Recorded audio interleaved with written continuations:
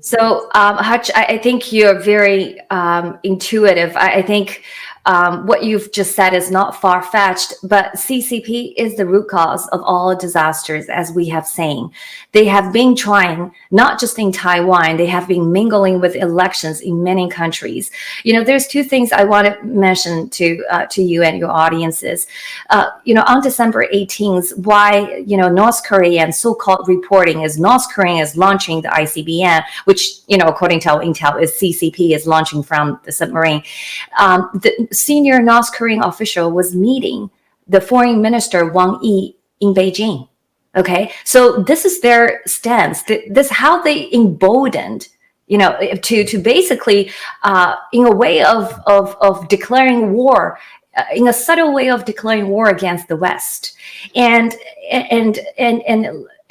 if you're looking at the statement that the United States government issued just 2 days prior to December 18th, which I believe media reported widely, is your government has been sending verbal threats. Okay, they say, if you dare to move on to United States and our ally using nuclear weapons, then that's the end of your Kim Jong-un's North Korea regime.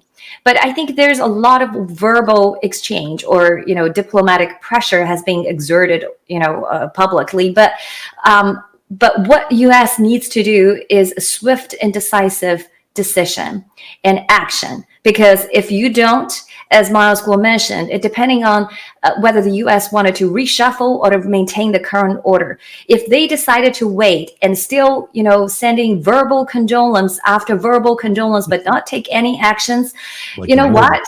Yes, World War II. What happened again? Look at Hitler.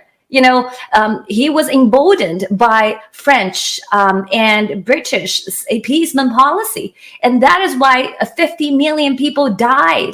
And this is the history, at the turning point that I'm hoping there's a lot of patriotic Americans are working behind this thing nonstop.